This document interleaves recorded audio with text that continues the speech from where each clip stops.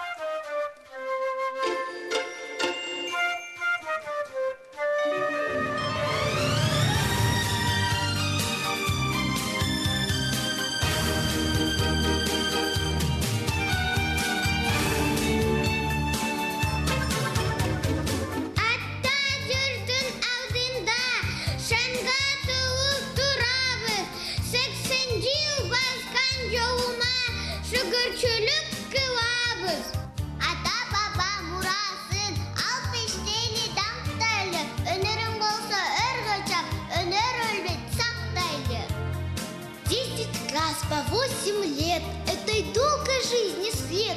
Ты, Сейтек наш дорогой, ты для нас как дом родной. Все детишек собираешь и наукам обучаешь, танцам, музыке и спорту, и предела нет комфорту. Все тебя мы поздравляем, процветания желаем. Крепким здоровья пускай ваше будет, счастье, дорогу ваш дом не забудет.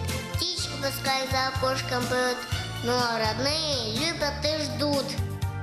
Өнерімді діліңді, саға арнайм екенім, болачағың ертеңки, мына менің Сейтегім. Келечегің ертеңки, мына менің Сейтегім.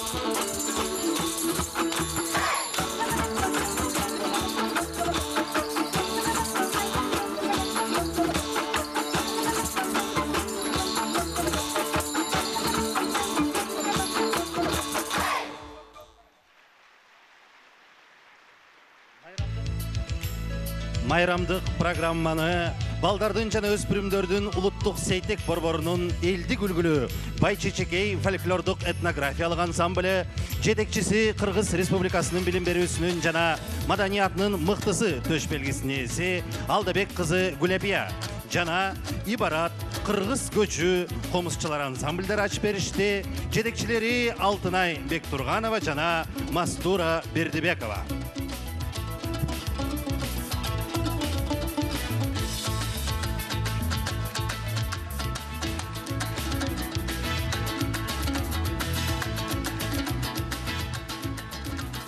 Кутмандуу күнүңүздөр менен ардактуу достор, кадырлуу коноктор. Мына бүгүн шаар тарап өзгөчө салтанатка бөлөнүп, дал ушул куттуу филармониябызда өзгөчө маараке орун алганы турат. Эмесе сүйүктүү Сейтек борборуна 80 жыл чын жүрөктөн куттуктап коюуга уруксат этиңиздер. Добрый день, дорогие друзья, уважаемые гости нашего праздника. Вот уже 8-й десяток лет подряд Национальный центр детства и юношества Сейтек дарит нам праздник. Праздник детства, праздник творчества, превращая наших юных самородков в настоящие драгоценные камни, обрамляя наши алмазы, превращают их в настоящие бриллианты с огранкой. С юбилеем нас, сейтековцы! Фрунзе шаарынын пионерлер дворецинен түзүлгөндөн тартып, ушул таптагы Сейтек борборуна чейин ушул жылдар аралыгында албетте Сейтек борбору өзгөчө мүнүшкөрдөй болуп, таланттарды таптап, бийикке уч деп дайым өзгөчө канат кактырып, бөпөлөп төтөлөп келет. Ардактуу Сейтек борборунун кызматкерлери, силер дал ошол таланттарды сүйүүгө, мээримдүүлүккө жана өзгөчө сапаттарга үндөп, дайым жашоосунда коштоп, көптөгөн таланттардын көзүн ачып келесиздер. Эмесе бардыгыңыздарга чыгармачылык ийгилик каалап, бүгүнкү юбилейиңиздер менен куттуктап коюуга уруксат этиңиздер. Примечательно, что празднование юбилея выпадает на год воспитания, нравственности и культуры, поскольку 8 десятков лет подряд наш центр решает и будет решать свою главную задачу – воспитание юного поколения, их всестороннего развития и приобщения к труду. Миру прекрасного! Бүгүнкү учурда өлкөбүздө өзгөчө искусство чөйрөсүнө зор салымын кошуп жаркыраган жылдыздарыбыздын көпчүлүгү дал ушул Сейтек борборунан канат кагып, чоң искусство дүйнөсүнө аттанышкан. Эмесе сиздердин эмгегиңиздер менен муундан муунга өзгөчө дал ошондой таланттар кубандыра берет деп терең ишенебиз. Эмесе Сейтек борборун 80 жылдык юбилейи менен куттуктап, албан чыгармачылык ийгиликтерди каалайбыз. Для торжественного открытия на сцену приглашается статс-секретарь Министерства образования и науки Кыргызской Республики Шадыканов Калыс Тохтосунович.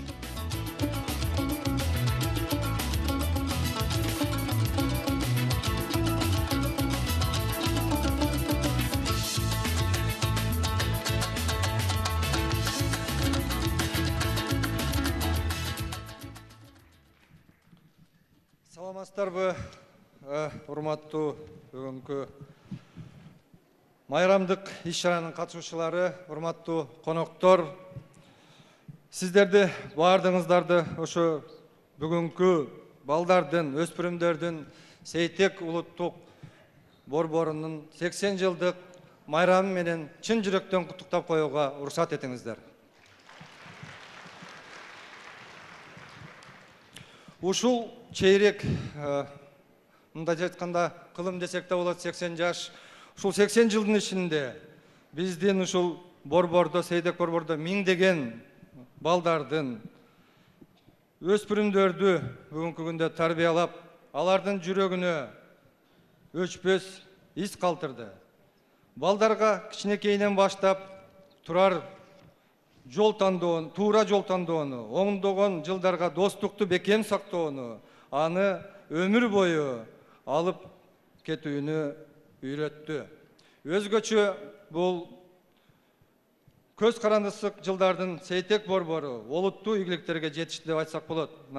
Бүгүнкү күндө мектепте тышкары кошумча билим берүү жыл сайын бул Сейтек борборунда 13 миңден ашык жаш өспүрүмдөр, жаш балдар тарбияланып, 13 багытта жумуш алып барылат.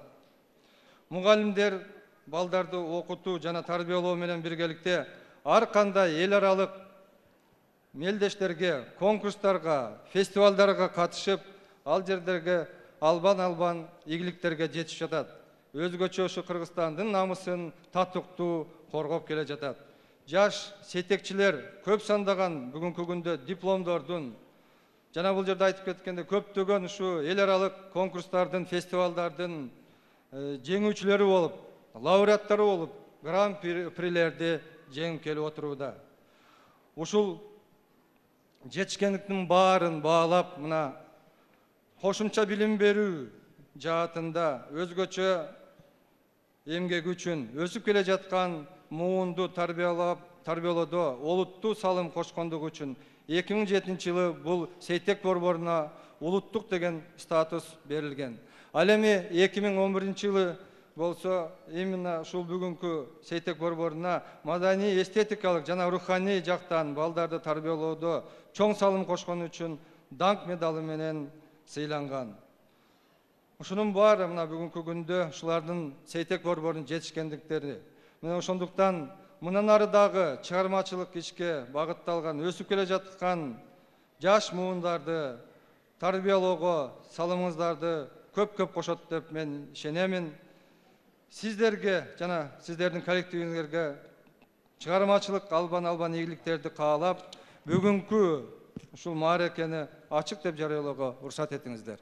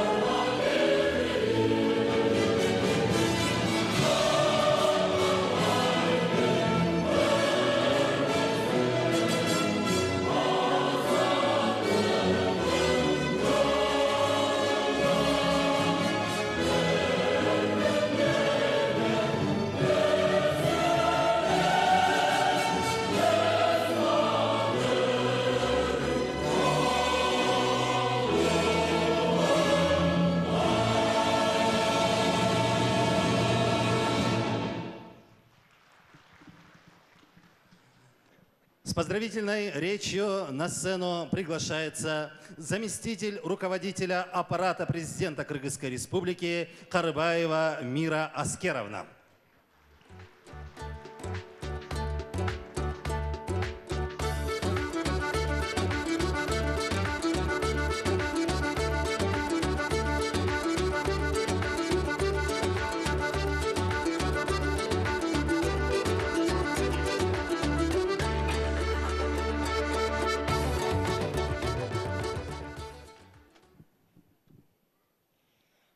Саламатсыңарбы?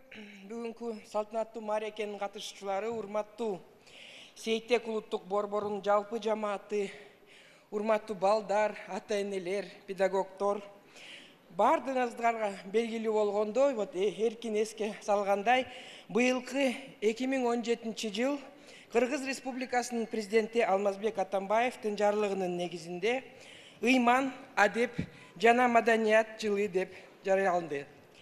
Дал ушул жылга Сейтек улуттук борборунун 80 жылдык мааракеси туура келип жаткандыгы дагы бекеринен эмес экен деп ойлойм. Жана мен үчүн сиздерди майрамыңыздар менен куттуктоо чоң сыймык. Эми Кыргыз Республикасынын президенти Алмазбек Шаршенович Атамбаевдин балдардын жана өспүрүмдөрдүн Сейтек улуттук борборунун 80 жылдык мааракесине карата куттуктоо сөзүн окуп берүүгө уруксат этиңиздер.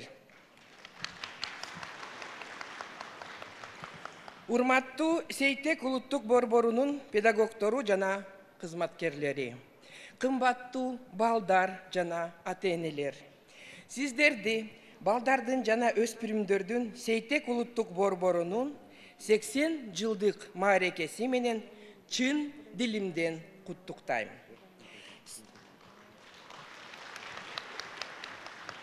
Сейтек улуттук борбору өзгөчө вазипаны аркалайт.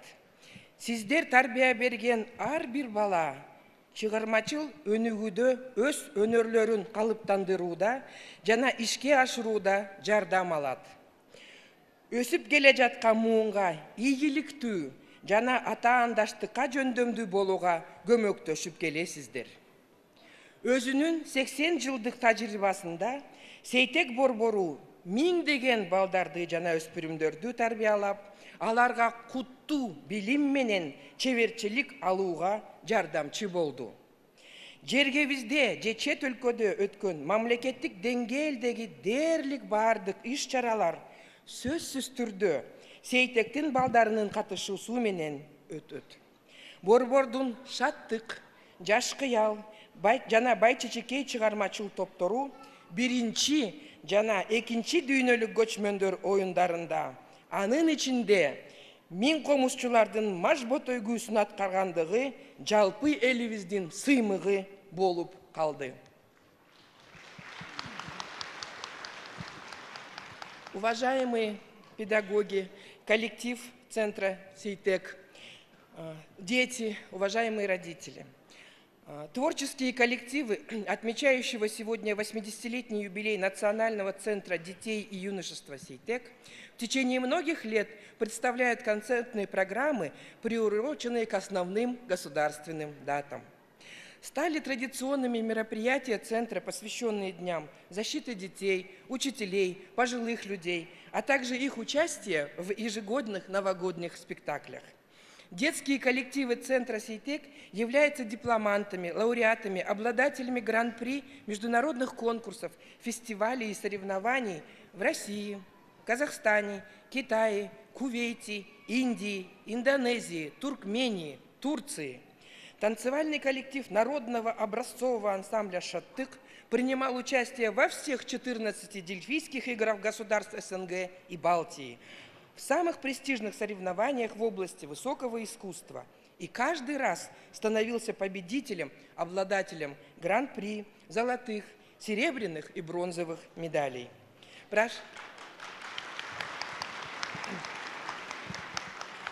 Прошедшие годы были наполнены большой созидательной работой, направленной на воспитание нескольких новых талантливых поколений.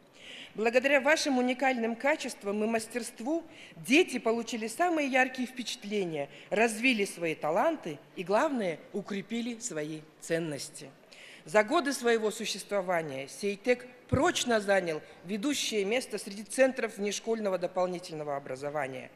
Этот результат является бесспорной заслугой коллектива преподавателей, людей, которые искренне преданы своему делу. Именно благодаря вам, инициативным, мыслящим и целеустремленным педагогам, искренне преданным своему делу, сегодня Кыргызстан представлен и за пределами страны. Хотел бы отдельно поздравить и воспитанников Центра Сейтек. Я искренне рад за вас, за ваших родителей, которые гордятся вами и поддерживают ваши таланты. Урматтуу педагогтор, балдар, ата-энелер, сиздерди Сейтектин 80 жылдык юбилейи менен чын дилимден куттуктайм. Силерге бекем ден соолук, мындан ары да чыгармачылык ийгиликтерди, бардык жакшылыктарды каалайм. Кыргыз Республикасынын президенти Алмазбек Атамбаев.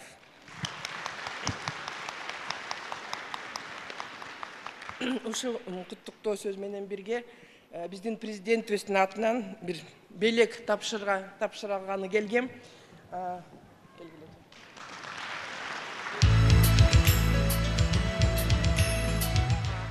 Мында окуп коеюн. Кыргыз Республикасы 1 миллион сомго сертификат. Балдардын жана өспүрүмдөрдүн улуттук сейтек борборунун 80 жылдык юбилейине карата берилет. Президент Алмазбек Атамбаев.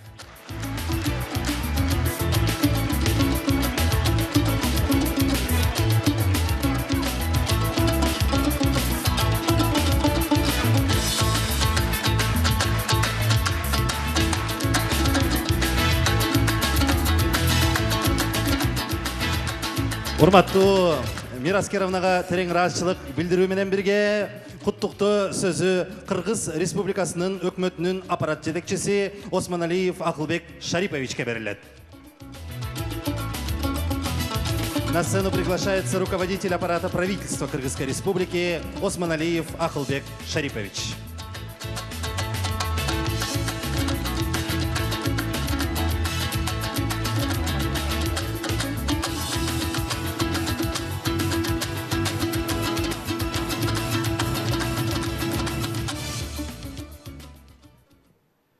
Саламатсыздарбы, урматтуу мааракенин катышуучулары, урматтуу бүгүнкү юбилейдин ээлери, Сейтек улуттук борборунун бул жердеги коллективи, сейтекчилер, чын дилимден мен да сиздерди куттуктаймын. Мен оюмча бул жерге келген бүгүн куттуктоого ар бир адам мындай чоң сиздердин мааракеңиздерге катышып отурган сыймык деп эсептеймин. Ошол үчүн мен премьер-министр, Кыргыз Республикасынын премьер-министринин атынан жолдогон расмий сиздерге куттуктоо баракчасын окуп берүүгө уруксат этиңиздер.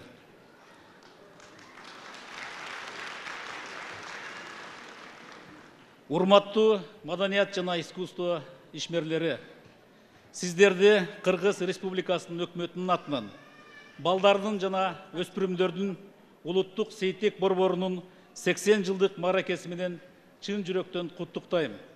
Сейтек борбору эң жакшы ийгиликтерди жаратып келиши менен таланттуу жаштардын сүйүктүү ордосу болуп калды. Азыр ал мектептен тышкаркы билим берүү борборунун флагманы. Борбордун чыгармачыл коллективдери өлкөбүздө өткөрүлгөн эл аралык жана республикалык деңгээлдеги маданий программалардын жана маданий массалык иш-чараларга жоопкерчилик менен активдүү катышып келишет. Бул коллективде билим берүүнүн жана маданияттын эмгек сиңирген ишмерлери, эмгек сиңирген артисттер, дүйнө чемпиондору, республикалык жана эл аралык класстагы спорттун чеберлери, билим берүүнүн жана маданияттын мыктылары эмгектенишет. Жаш сейтекчилер көпчүлүк эл аралык фестиваль конкурстардын, мелдештердин жеңүүчүлөрү, дипломаттары, лауреаттары, гран-при ээлери болуп саналышат. Демек, Кыргызстандын атагын алыска таанытып, желегин желбиретүүдө Сейтек борборунун анын педагогтор жамаатынын салымы чоң. Борбор өсүп келе жаткан муунду оң жолго багыттап, тарбиялоодо республиканын бардык аймактарына өзүнүн таасирин тийгизип, балдардын арасында достуктун, ынтымактыктын өсүүсүнө өбөлгө түзөт деп ишенемин. Урматтуу юбилейдин ээлери, бардыгыңыздарга чын ден соолук, бакубат турмуш каалаймын. Чыгармачылык изденүү менен элибиздин келечеги үчүн талыкпастан эмгектене беришиңиздерге тилектешмин. Кыргыз Республикасынын премьер-министри Сооронбай Жээнбеков. Чоң рахмат. Эми урматтуу бүгүнкү салтанаттын катышуучулары, мына улуттук Сейтек борборунун алдыңкы кызматкерлеринин өкмөттүн сыйлыктары менен биз берүүнү чечкен элек, ошол сыйлыктарды берип коюуга уруксат этиңиздер. Кыргыз Республикасынын өкмөтү номер 18 буйрук. Ак ниет иши жана Кыргыз Республикасынын билим берүү чөйрөсүн өнүктүрүүгө кошкон салымы үчүн балдардын жана өспүрүмдөрдүн Сейтек улуттук борборунун түзүлгөн күнүнүн 80 жылдыгына байланыштуу Кыргыз Республикасынын өкмөтү жөнүндө Кыргыз Республикасынын конституциялык мыйзамынын 18 беренесине ылайык төмөнкүлөр Кыргыз Республикасынын өкмөтүнүн ардак грамотасы менен сыйлансын. Балдардын жана өспүрүмдөрдүн Сейтек улуттук борборунун Улыбка элдик үлгүлүү хореографиялык ансамблинин жетекчиси Соломка Ирина Петровна.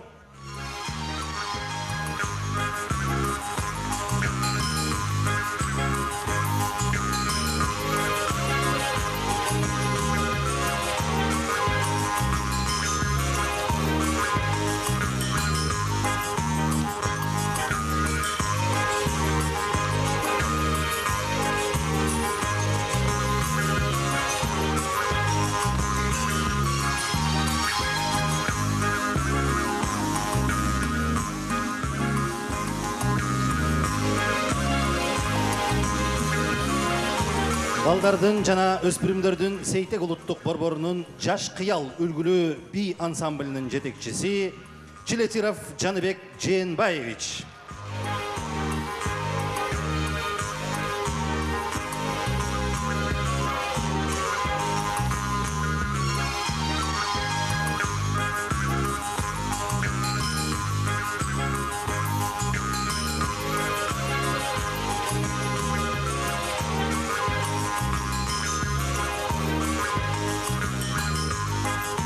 Ак ниет иши жана Кыргыз Республикасынын билим берүү чөйрөсүн өнүктүрүүгө кошкон салымы үчүн балдардын жана өспүрүмдөрдүн Сейтек улуттук борборунун түзүлгөн күнүнүн 80 жылдыгына байланыштуу Кыргыз Республикасынын өкмөтү жөнүндө Кыргыз Республикасынын конституциялык мыйзамынын 18 беренесине ылайык Кыргыз Республикасынын премьер-министринин атынан төмөнкүлөргө алкыш жарыялансын.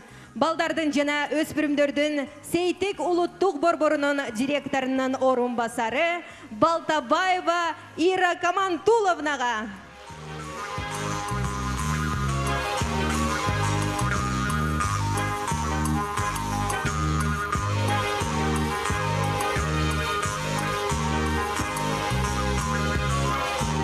Балдардын жана өспүрүмдөрдүн Сейтек улуттук борборунун авиамодель студиясынын жетекчиси Колесников Николай Сергеевичке.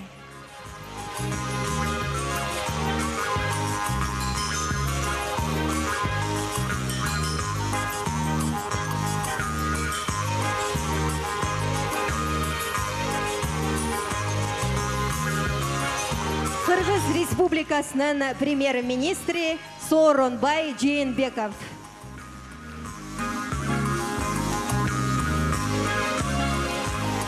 Мы выражаем слова благодарности Ахлбеку Шариповичу, но на сцену приглашаются члены Комитета по социальным вопросам образования, науки, культуры и здравоохранения Жогорку Кеңеши Кыргызской Республики, депутаты Жогорку Кеңеши Кыргызской Республики Никитенко Наталья Владимировна, Акаев Джанар Куванычевич, а также Карамушкина Ирина Юрьевна.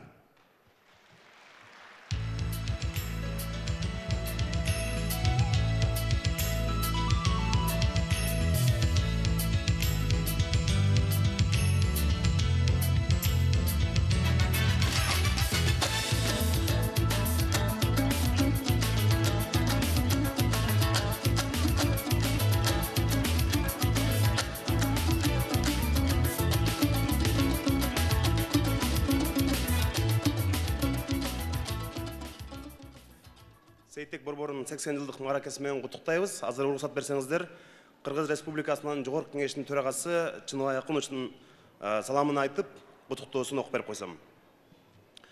Урматтуу Сейтек балдар жана өспүрүмдөрдүн улуттук борборунун эмгек жамааты жана тарбиялануучулары. Сиздерди Кыргыз Республикасынын Жогорку Кеңешинин жана жеке өзүмдүн атынан Сейтек балдар жана өспүрүмдөрдүн улуттук борборунун 80 жылдык мааракеси менен чын диlimden куттуктайм. Өлкөнүн келечеги өсүп келе жаткан өспүрүмдөрдүн колунда экени талашсыз. Андыктан жаштарды алга умтулууга, өсүү өнүгүүгө үндөө, мыкты инсан болууга шыктандыруу учурдун башкы талабы жана баарыбыздын башкы милдетибиз. Айрыкча албан иштерди аткарып келе жаткан сиздердин билим уяңыздар, Сейтек балдар жана өспүрүмдөрдүн улуттук борборунун Кыргыз мамлекетинин калыптанышы менен өнүгүшүндөгү мааниси өтө жогору. Бүгүнкү күндө Сейтек балдар жана өспүрүмдөрдүн улуттук борбору балдарды тынымсыз тарбиялоо менен алектенип, 3000ден ашуун өспүрүмгө 18 багыт боюнча мектептик предметтерден тышкары кошумча сабактар менен билим берип келет. Андыктан аталган борборду Кыргызстандын жаркын келечегин тарбиялаган өзгөчө мектеп десек жаңылышпайбыз. Ошондон улам 2007 жылы улуттук борбор наамын алган мекеме 2011 жылы даңк медали менен сыйланып, коомду маданий жолго багыттоодо кылган үлгүлүү аракети үчүн мактоого татыган.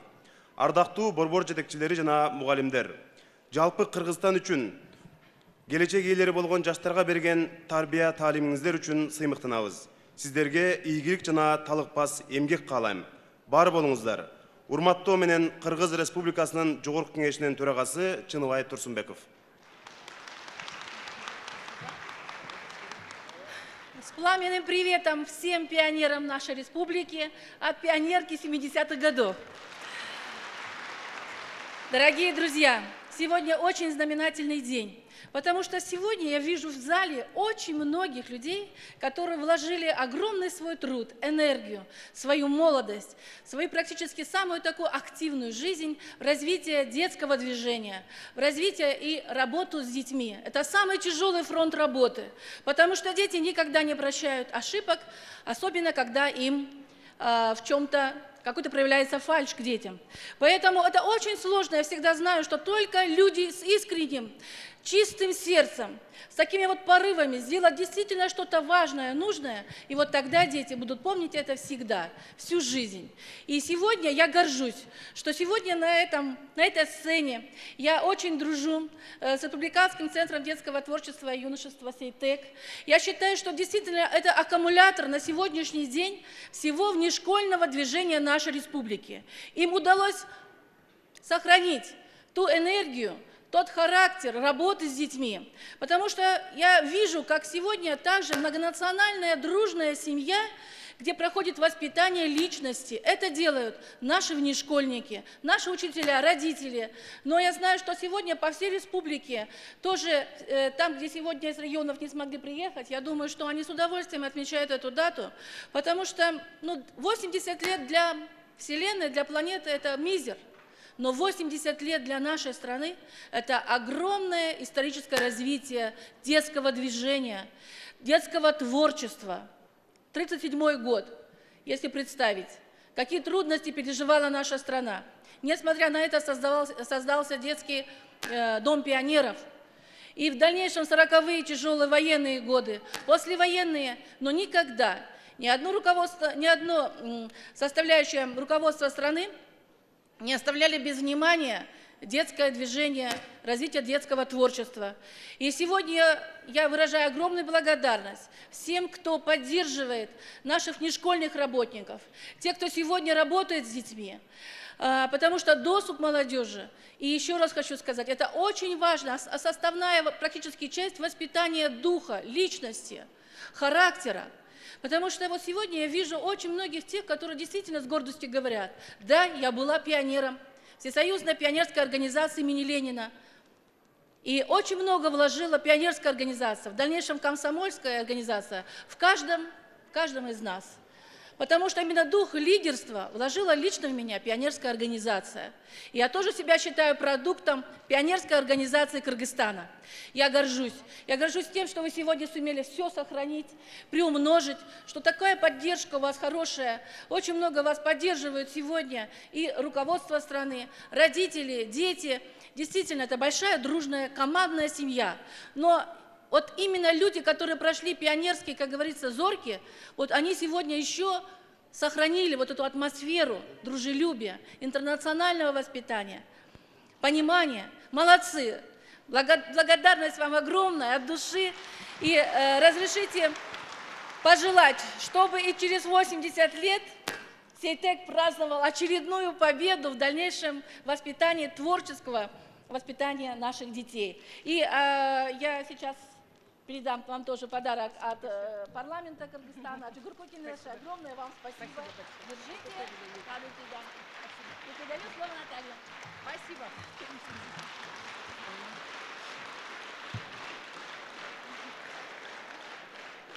Урматтуу мекендештер, Жогорку Кеңештин социалдык маселелер боюнча комитеттин атынан, өзүмдүн атымдан сиздерге ыраазычылык билдирем. Баарыңыздарга ишиңиздерге ийгилик каалайм.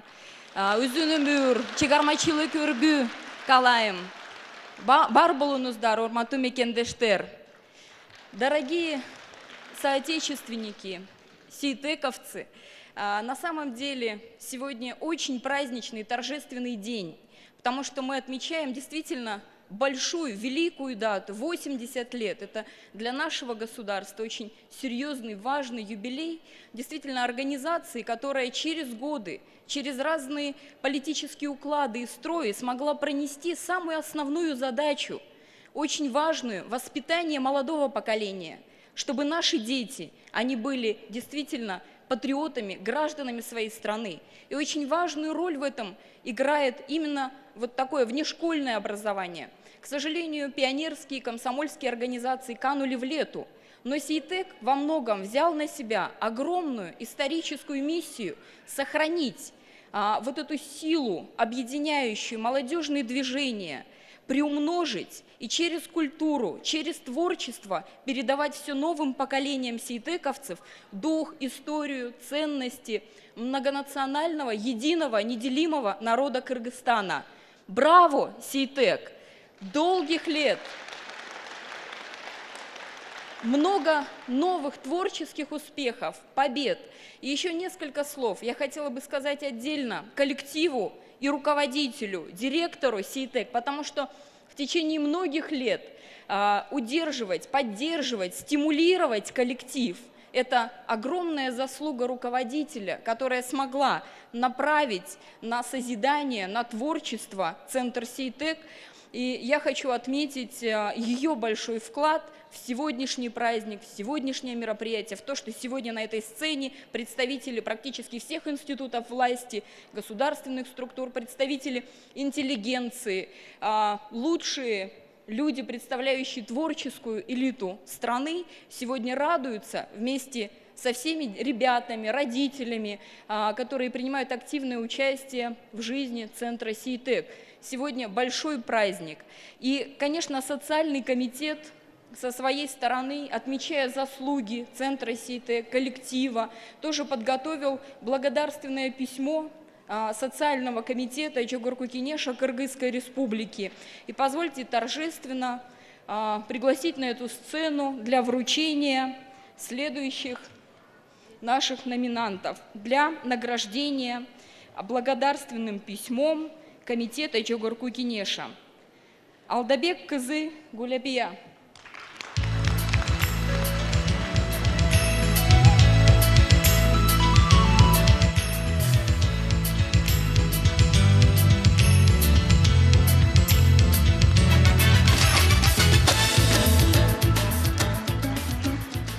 Колесников Николай Сергеевич.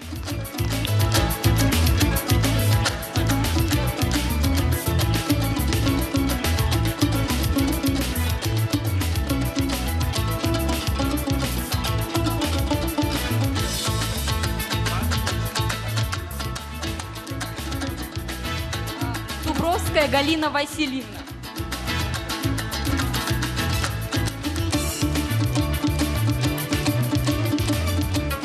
Ваши особые аплодисменты. Галина Васильевна Дубровская.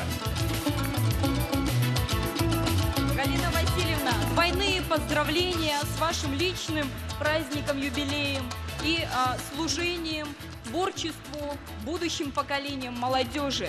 От всей души поздравляем, уважаемые сейтековцы. Чоң рахмат айталы. Разышылық білдірелі қонақтарымызға. Рахмат сіздерге. Дайым бар болуңыздар.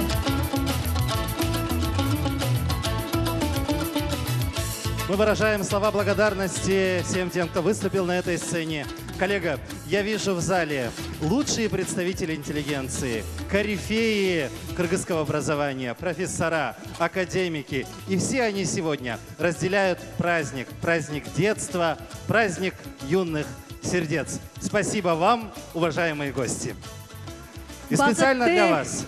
Ова, бақытты тең бөлішсің көбейет дейді емес пе? Андықтан барыңыздарға чоң рахмат айталы. Сыйлық алғандарды құттықтайлы. Сыйлық сіздердік болсо, сыймық біздікі дейлі. Емесе сіздерге арналған атайын концерттік программамызды ачық деп жариялап қойсақ. Для вас торжественная концертная программа, подготовленная силами творческих коллективов Центра «Сейтек», но открывает нашу программу народная артистка Кыргызской Республики, лауреат Государственной премии имени Тоқтоғула Сатылғанова Саламат Садықова.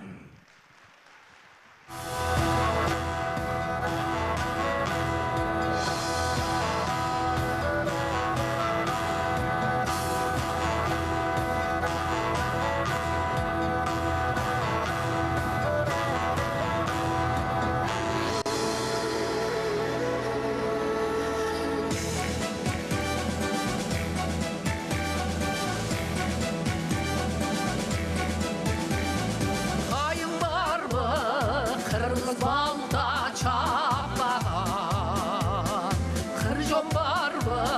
Kırgız kırgın tapmagan, kılımdarga atı kalmay öçürdü. Kırgız elin kıran mana saklagan, aslan menen jeringdin tirözüne.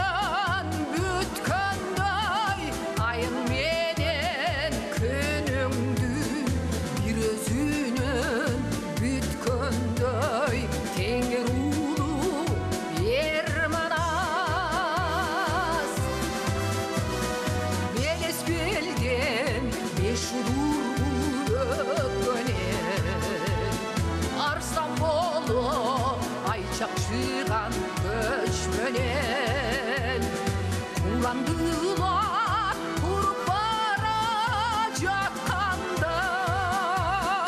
Yermanasta tuvarmanı öskönyen Asman menen jeringdin kürösünen bütkanday ayın menen künümdün Bütköndöy tenger ulu Ermanas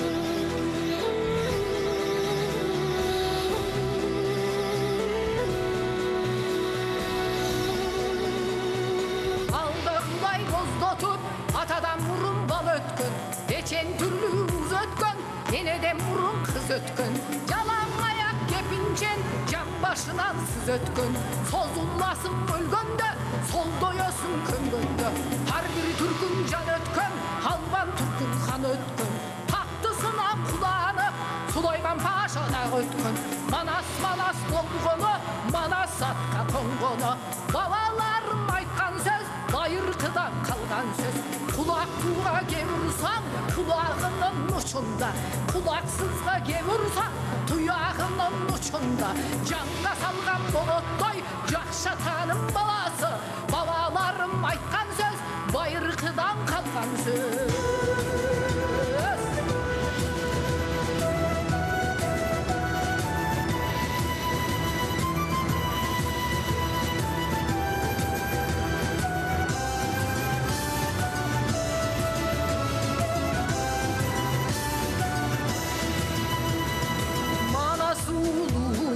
Kırgız eldin jelegi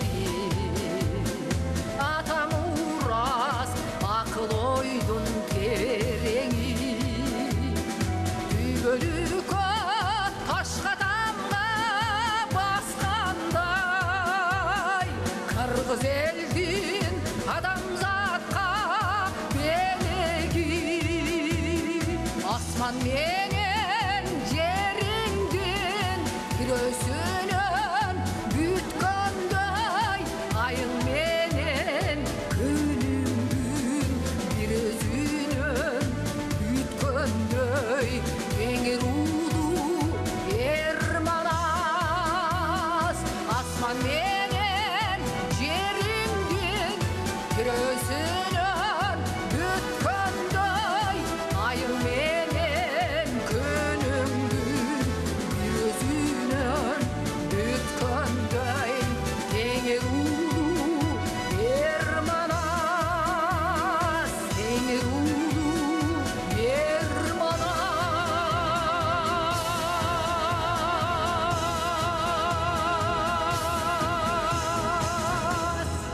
Қырғыз Республикасының ел артисти Тоқтоғұл Сатылғанов атындағы мемлекеттік сыйлықтың лауреаты Қайталаңғыз Саламат Садықова. Алдыңыздарда Жаш қиял елдік үлгілі би ансамблі. Жетекчisi Қырғыз Республикасының білім беруісінің жана маданиятының мықтысы төш белгісінің иесі Чилетиров Жаныбек Жээнбаевич.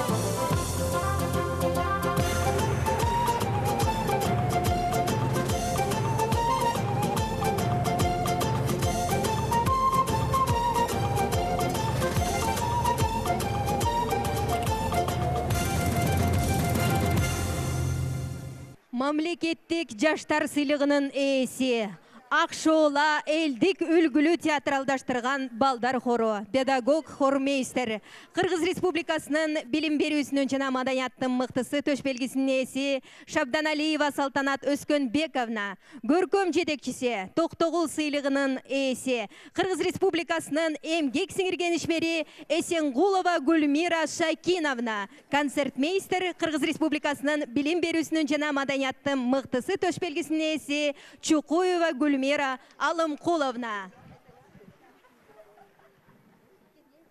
Азыр биз баарын куттуктайбыз. Азыр сен менин тилимди уктуңбу? Бас, батыраак бас. Сен дагы менин тилимди макулбу? Кана, мол жерге тур. Бияк тарап тур. Кана, сен дагы тур. Түз тур.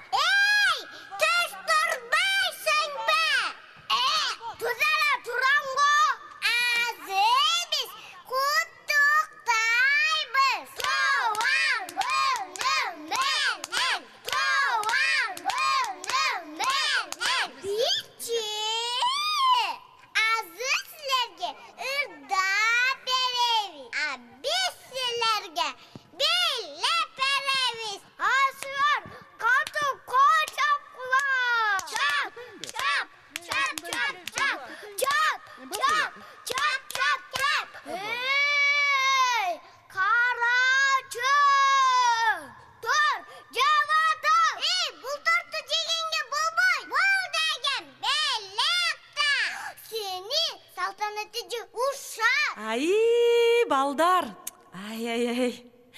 Бул чындыгында эле белек болчу.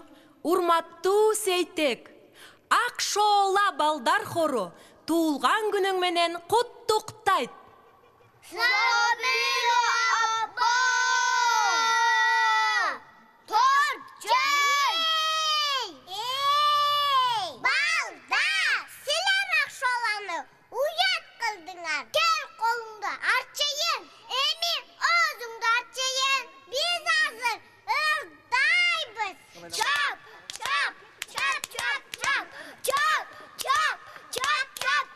Эй, апалар, аталар, силер бүгүн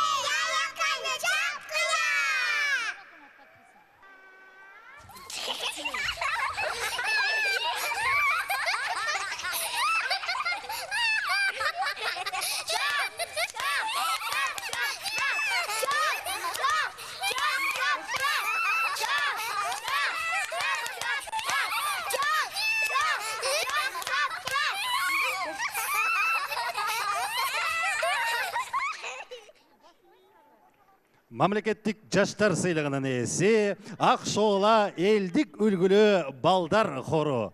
Кол чабыңыздар эми жакшылап.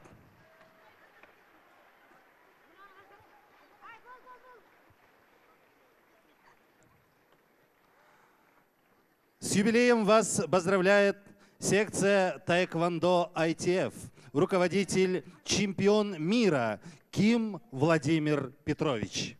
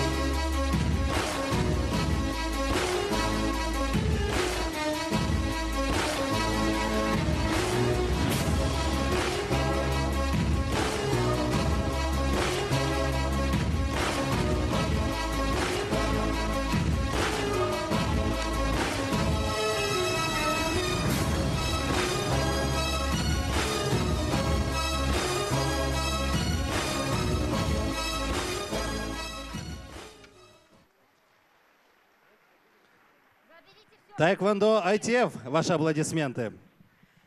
Азия Нур элдик би жана ыр ансамбле жетекчиси Кыргыз Республикасынын маданиятынын мыктысы төш белгисинин ээси Намазбеков Нурлан Сыртбаевич.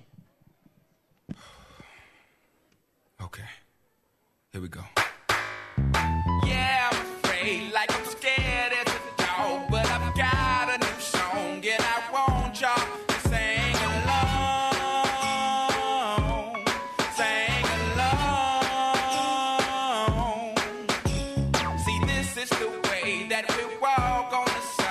be a day when it's raining inside and you're all alone, all alone. Yeah, 'cause the whole world loves it when you don't get down. And the whole world loves it when you make that sound. And the whole world loves it when you're in the news. And the whole world loves it when you sing the blues.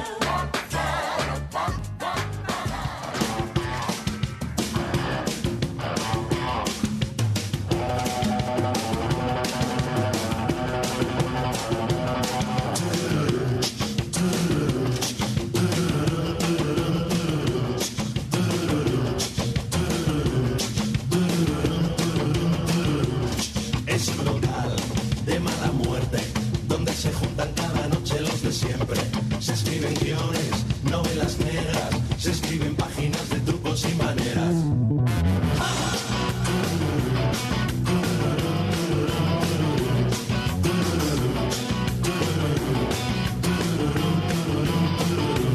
Se abre la puerta, se hace la niebla, entre los humos y perfumes alguien entra. Unos se miran, otros preguntan, ¿quién es el tipo que parece el mismo Buda? ¿Quién es el tipo que parece el mismo Buda? En una esquina, un presidiario, justo en la barra, enfrente hay un notario. Un separado con una viuda, hace pareja con la amiga de la viuda. Hace pareja con la amiga de la viuda. Y hay un decano también, y un abogado también, y un policía rodeado de ladrones, y una princesa, y una portuguesa, que nada quedan si se quitan los tacones. Y hay un decano también, y un abogado también, y un policía rodeado de ladrones, y una princesa, y una portuguesa, que nada quedan si se quitan los tacones.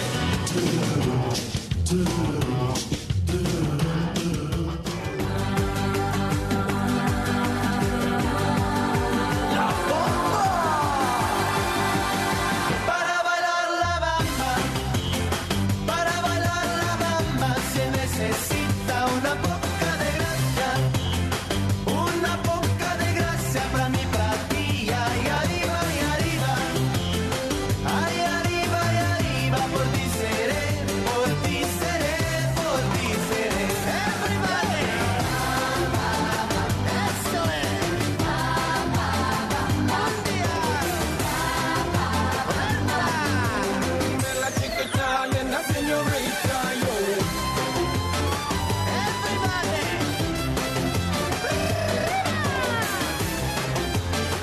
Eso es. Everybody. Ricky, ricky, ding, ding, ding, ding, ding, dong, dong. Ricky, ricky, ding, ding, ding, ding, ding, dong, dong. Para bailar la bamba, para bailar la bamba se necesita una poca de gracia para mí, para ti. Ay, arriba, y arriba, ay, arriba, y arriba, por ti seré, por ti seré, por ti seré. Everybody, eso es, mundial.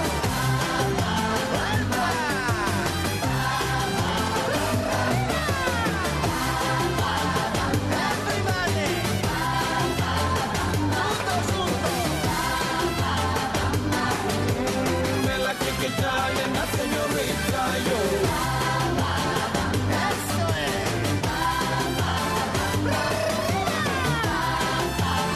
Everybody.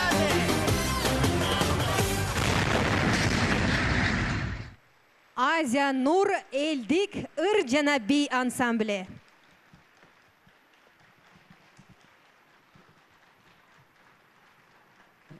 Майрамдық концертте Ақ ниет элдик би ансамблі. Жетекчиси Кыргыз Республикасынын билим берүүсүнүн жана маданиятынын мыктысы Акыбаева Айын Кеңешбековна.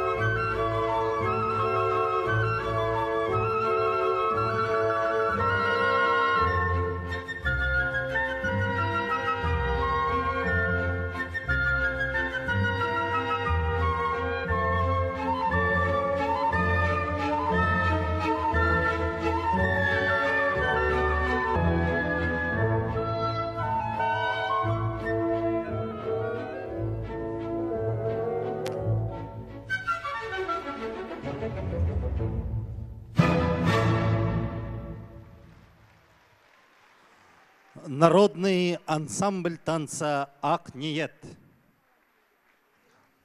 На сцене Национальной филармонии школа Ушу Джундао. Руководители, отличники образования Кыргызской Республики, отличники физической культуры и спорта Кыргызской Республики, чемпионы мира по традиционному ушу Лопаткин Евгений Викторович, а также Нищерет Наталья Федоровна.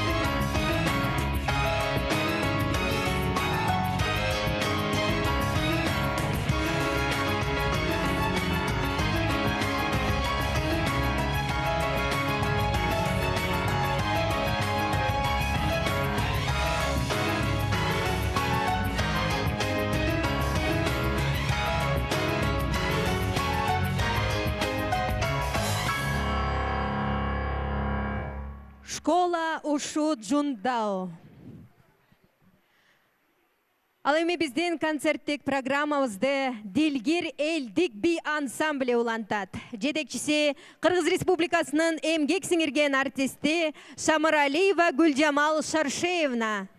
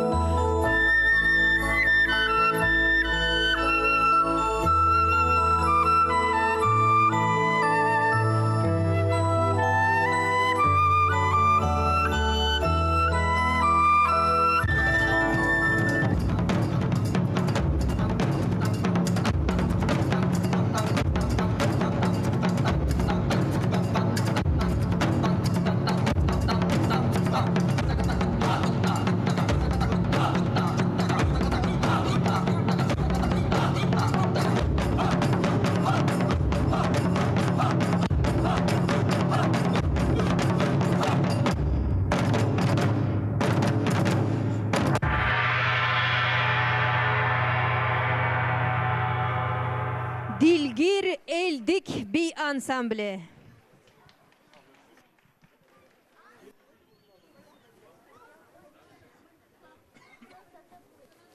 На сцену приглашается народный образцовый хореографический ансамбль «Улыбка», руководитель, отличник образования и отличник культуры Кыргызской Республики Соломка Ирина Петровна.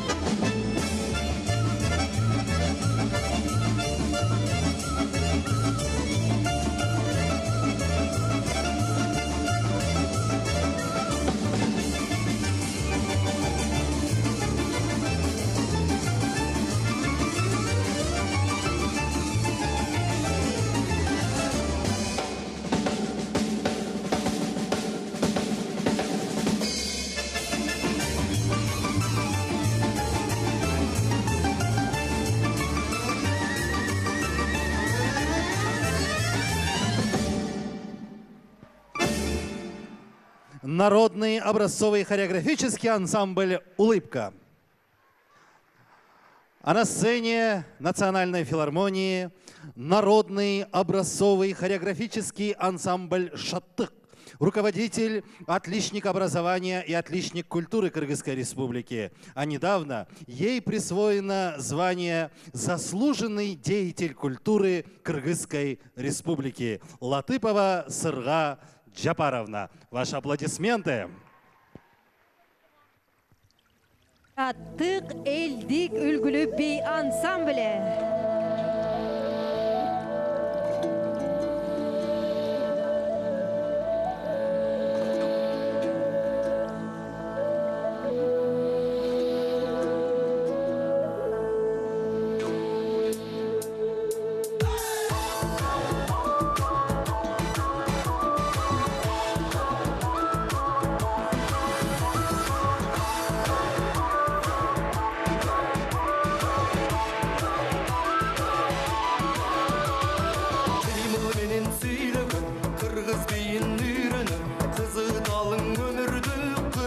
Тербейменен қызықты бұл таппайсың қыдырсаң да дүйнөдөн атпай қырғыз бейлесин арулан төп дүйнөсүн жеңіл болгон булуттай жерге бутуң тийбесин байкап турган адамдар бали кыргыз бейлесин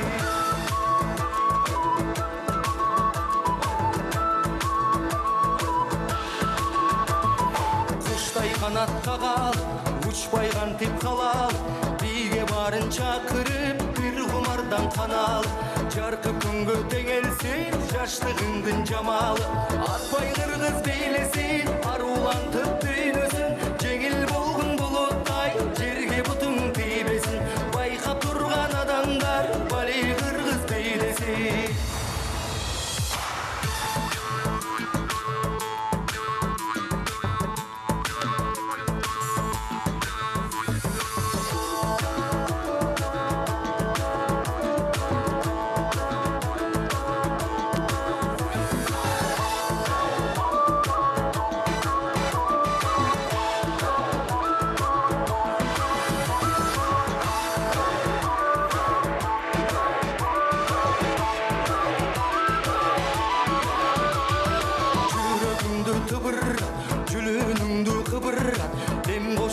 демиңе дене боюң чымырап мелтиребей жарышкан мезгил менен зымырап атпай кыргыз бейлесин арулантып дүйнөсүн жеңил болгон булуттай жерге бутуң тийбесин байкап турган адамдар бали кыргыз бейлесин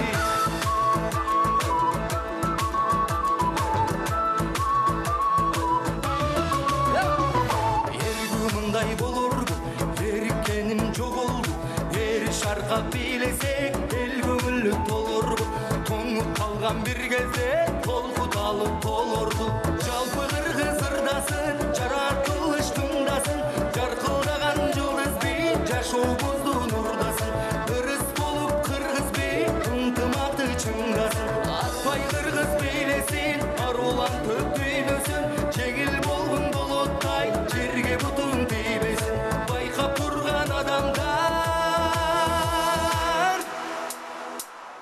бали кыргыз бийлесин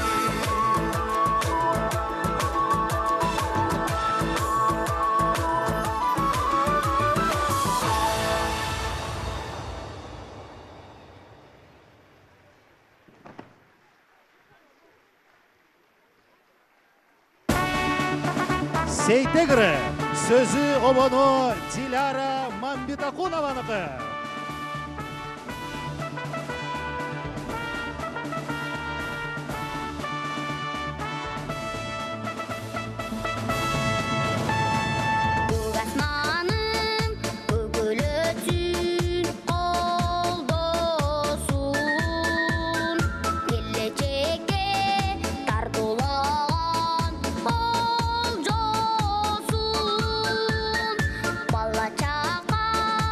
Önürlü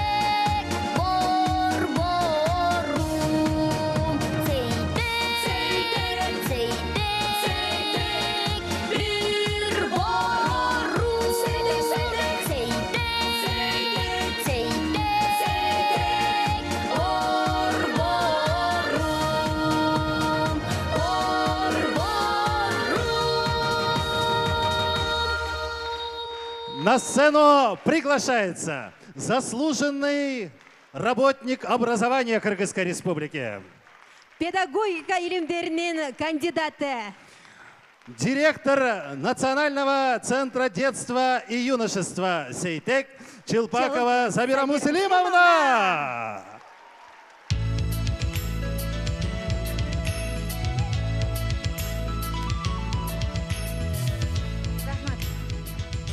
Кутманды күнүңүздөр менен урматтуу коноктор, Сейтек борборунун күйөрмандары, бүгүнкү майрамыбыз кут болсун. Дорогие друзья, я рада от имени всего нашего коллектива Национального центра детей и юношества Сейтек поприветствовать всех, кто сегодня находится в этом зале и празднует с нами наш юбилей. Это повод еще раз выразить свое уважение, огромную благодарность и глубокую признательность вам. Низкий поклон работникам Дворца пионеров, работникам Национального центра детей и юношества Сейтек и всем нашим гостям. Всего вам доброго, благополучия, здоровья, творческих успехов и достижений!